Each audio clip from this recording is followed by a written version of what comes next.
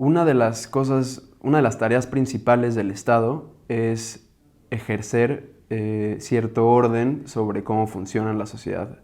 Es decir, que tiene que garantizar que va a haber cierta regularidad, que día a día las cosas van a funcionar parecido. O sea que si hoy hubo transporte público, si hoy funcionaron las carreteras, también. Si hoy hay medicinas en la clínica, mañana también va a haber. Entonces el Estado está encargado de dar cierta regularidad. Cuando un Estado está ausente, entonces se pierde esa regularidad y ese sentido de seguridad que tendría que impartir el Estado. Entonces, digamos que cuando se habla de la presencia o de la ausencia del Estado, se está hablando de que tiene una presencia intermitente, selectiva y contradictoria. ¿A qué me refiero con esto? Intermitente es que un día está y al día siguiente no. Un día llega el maestro y imparte clases y al día siguiente ya no. Un día hay medicinas en la clínica y al día siguiente no. Un día tú tienes agua y al día siguiente ya no tienes agua. Entonces, la tarea de dar cierta regularidad del Estado no se está cumpliendo, entonces eso a ti no te da ningún tipo de seguridad. La presencia del Estado también puede ser contradictoria en el sentido de que un día el Estado actúa de cierta manera siguiendo la ley y al día siguiente actúa de otra manera que tú no tienes forma de predecir. Entonces, un día el policía responde a una situación de emergencia y te ayuda, pero al día siguiente otro policía puede acusarte de un delito que no cometiste, extorsionarte. A eso me refiero también con la presencia contradictoria. Y es selectiva porque el Estado tiene recursos limitados, entonces tiene que encontrar formas que no necesariamente cumplen con la ley de repartir esos recursos. El clientelismo, por ejemplo, es la forma más común de repartir esos recursos de forma selectiva, apoyando a los grupos políticos que están apoyando al gobierno en turno y que en realidad pues, lo que hace es dejar de lado a personas que también necesitarían esos recursos. Por ejemplo, el gobierno de una delegación tiene una pipa de agua para 3 colonias que tiene desabasto. Entonces, a la hora de decidir a qué colonia entregar esa pipa, pues se le entrega a donde están sus bases políticas en lugar de beneficiar o tratar de repartir ese recurso de forma justa. Entonces, lo que crea esta presencia intermitente, selectiva y contradictoria del Estado en realidad es una sensación de inseguridad muy fuerte en muchas partes del territorio nacional, sobre todo en los márgenes urbanos y en pueblos que están alejados de las ciudades.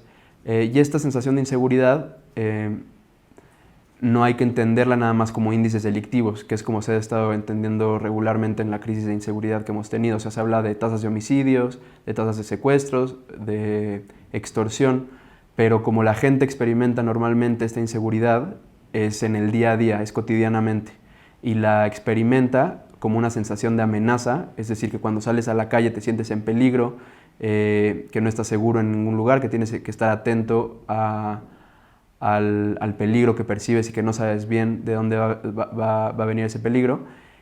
Y eso crea ciertas sensaciones, o sea, tienes que estar alerta todo el tiempo. Entonces, cuando caminas en la calle, en barrios peligrosos, sobre todo si vives ahí, pues tienes que estar volteando a ver si alguien te está siguiendo, si alguien se te está aproximando.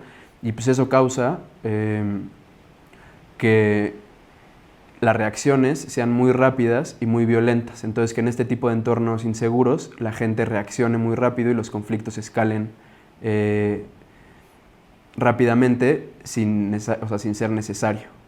Otra sensación que la gente ha descrito mucho en el trabajo que he hecho en barrios urbanos marginados es la sensación de incertidumbre. Cuando el Estado no es capaz de crear regularidad, entonces realmente la gente es muy difícil que pueda ejercer cierto control sobre un entorno muy inestable.